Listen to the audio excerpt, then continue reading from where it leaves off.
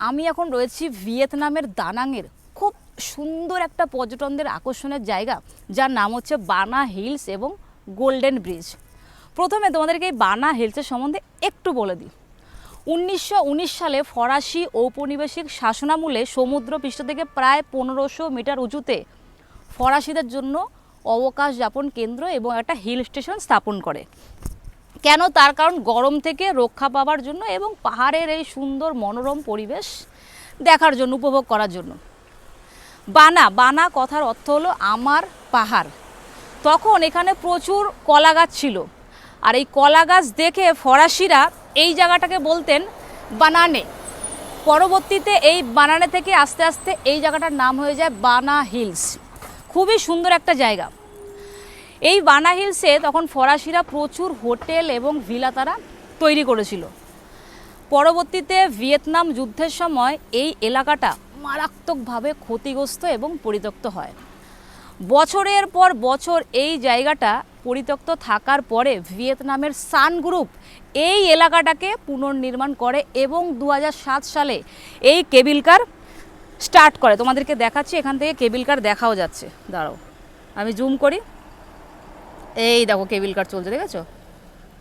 ওপর থেকে নিচের দিকে আসছে, আবার নিচ থেকে ওপরে যাচ্ছে।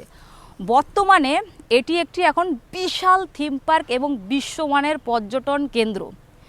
এখানে দর্শনার্থীদের জন্য আছে মানে সারা বিশ্বে বিখ্যাত, যার নাম হচ্ছে গোল্ডেন ব্রিজ, যেটা বিশাল দুটো পাথরের হাতের ওপরে ব্রিজ, এবং এখানে মধ্যযুগীয় ফরাসি গ্রামও রয়েছে।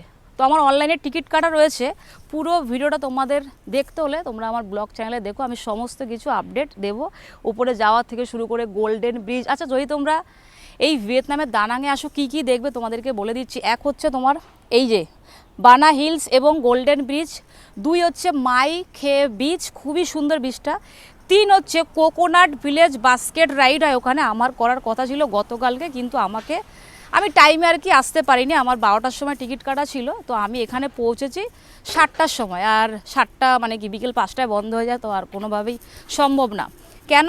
সমস্ত কিছু আমি আগের ব্লগে শেয়ার করেছি, কারণ আমি ফুকক থেকে ডাইরেক্ট দানাং আসতে পারিনি। আমাকে ওখান থেকে পাঠিয়ে দিয়েছে ব্যাংকক থেকে, তারপরে আমি এসেছি এই দানাংয়ে।